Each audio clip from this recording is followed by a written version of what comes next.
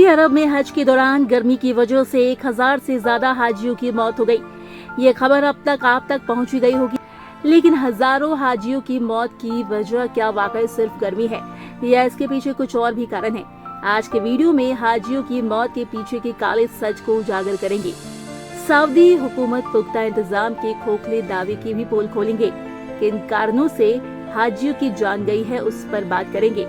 एक एक पहलू बताएंगे तो आप हमारे साथ बने रहें। जिन लोगों की अरकाने हज के दौरान मौत हुई है, उनमें से ज्यादातर लोगों की मौत का कारण शदीद गर्मी है, इसमें कोई शक नहीं, क्योंकि अरकाने हज के दौरान 51 से 52 डिग्री सेल्सियस तापमान का सामना करना इतना आसान नहीं था।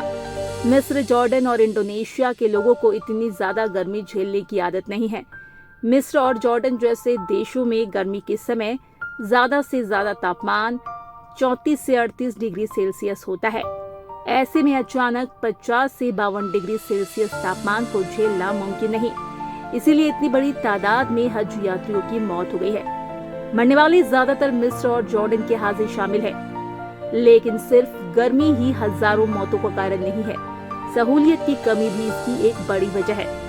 दरअसल कई देशों ने इसका दावा किया है कि अरकाने हज के दौरान मरने वालों में ज्यादातर लोग ऐसे थे जो महीनों पहले टूरिस्ट वीजा, उम्रा वीजा पर सऊदी अरब पहुंचे थे।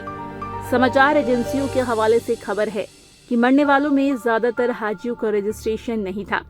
जैसा कि हमने आपको पिछले वीडियो में बताया था, इस बार हज के लिए रजिस्ट्रेशन जरूरी था, जिसके बाद सऊदी सरकार नुसूक कार्ड बनाकर दे रही थी। बिना नुसूक कार्ड और रजिस्ट्रेशन वाले लाखों हाजियों को उनके मुल्क वापस भेज रही थी। बहरहाल रजिस्ट्रेशन न होने के कारण उन्हें वो सहूलियत नहीं मिल पाए जो दूसरे रजिस्टर्ड हाजियों को मिली, जैसे ट्रैवलिंग के लिए एसी बन और एसी टेंट। ट्यूनेशियाई विदेश मंत्रालय ने कहा कि उनके देश के जितने भी शहरी की मौत हुई वो टूरिस्ट वीजा या उम्रा वीजा पर सऊदी गए थे। उनके पास हज के लिए ऑफिशियल परमिट नहीं था। वहीं जॉर्डन के विदेश मंत्रालय ने भी यही बात कही है। रजिस्टर्ड और नुसूक कार्ड वाले हाजियों को तो तमाम सहूलियत मिली, लेकिन गैर कानूनी तरीके से गए हाजियों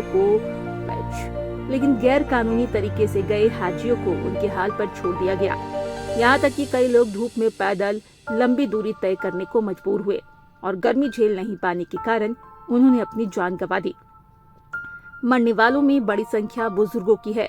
जॉर्डन ने कहा कि गैर कानूनी तरीके से सफरे हज पर गए लोगों की मदद करने वाली ट्रैवल एजेंसियों को सऊदी हुकूमत ने हिरासत में ले लिया है। अगर देखा जाए तो सऊदी अरब ने हज के लिए सुविधाएं बढ़ा दी है, लेकिन वो काफी नहीं है। रिपोर्ट्स का दावा है पहले से तय जगहों पर पहुंचने के लिए भी मुश्किलात का सामना करना पड़ा। रिपोर्ट्स के मुताबिक रहने के इंतजाम बेहतर नहीं थे। टेंटों में जरूरत से ज्यादा लोगों को रखा गया, जहाँ गर्मी से बचने के मुनासिब इंतजामात नहीं थे। इसके अलावा साफ सफाई को लेकर भी लोगों को परेशानी का सामना करना पड़ा। सऊदी हुकूमत के दावों की पोल तब खुल गई जब इतनी बड़ी तादाद में हाजियों की मौत हो गई। सऊदी का दावा था कि गैर कानूनी तरीके से हज पर गए लोगों को उनके देश डिपोर्ट कर रहा है, लेकिन उसके बावजूद इतनी बड़ी तादाद में गैर मुल्की हाजियों की मौत हुई और कितने अब भी लापता है। तो इससे साफ लग रहा है कहीं न कहीं सऊदी हुकूमत हज के लिए बेहतर सहूलियत में नाकाम हो गई। माना बिना रजिस्ट्रेशन के हज पर गए हाजियों ने गलती की, लेकिन क्या इंसानियत के नाते उनको सहूलियत नहीं मिलनी चाहिए थी? अगर सहूलियत नहीं दे सकते तो ऐसे हाजियों को बाहिफाजत उनके मुल्क वापस भेज देते, लेकिन सऊदी हुकूमत ने उनको तपती गर्मी में मरने के लिए छोड़ दिया। सिर्फ यही नहीं, सऊदी हुकूमत उन बेबसों की मदद की बजाय जो लोग इंसानियत के नाते मदद कर रहे हैं, उनको सऊदी सरकार हिरासत में ले रहे हैं। इतनी बड़ी बदनज़मी के बाद एक बार फिर सऊदी सरकार सवालों के घेरे में है। मेरा सवाल आपसे है कि क्या सऊदी हुकूमत ने उनकी मदद ना करके सही किया? क्या आले सऊद के अंदर इंसानियत मर चुकी है, या फिर इक़्तिदार के नशे में चूर उनको हजारों लोगों की चीख पुकार सुनाई देना बंद हो गई है?